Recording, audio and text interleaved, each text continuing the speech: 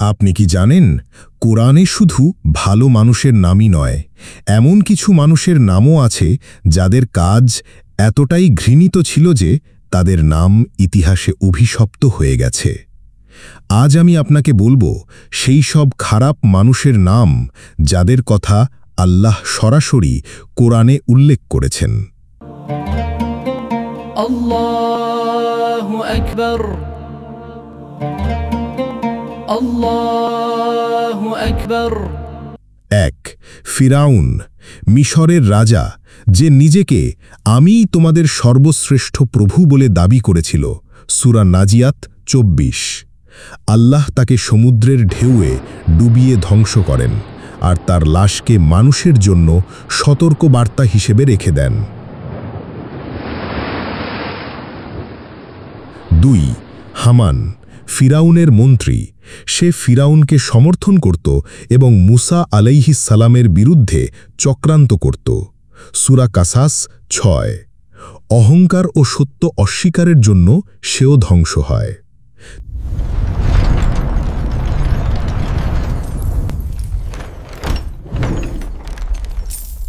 ৩.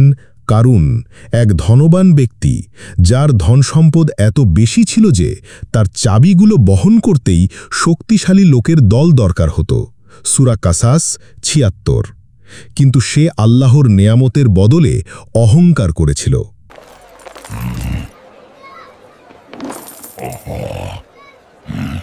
আল্লাহ তাকে তার ধনসম্পদ সহ পৃথিবীর মধ্যে গিলে দেন।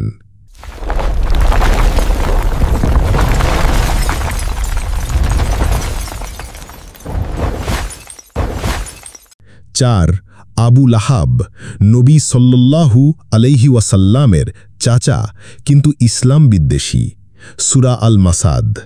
আল্লাহ তার হাত ভেঙে যাওয়ার অর্থে অভিশাপ দিয়েছেন এবং জান্নাতের বদলে জাহান্নামের শাস্তি নির্ধারণ করেছেন। ৫.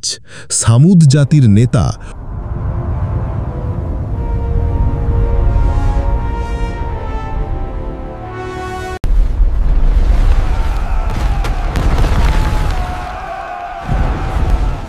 সামুদ জাতির নেতা ও লূত আলাইহিস সালামের কওমের মানুষ, তাদের কুকর্ম ও অবাধ্যতার জন্য কোরআনে নিন্দা করা হয়েছে এবং তাদের উপর কঠিন শাস্তি এসেছে।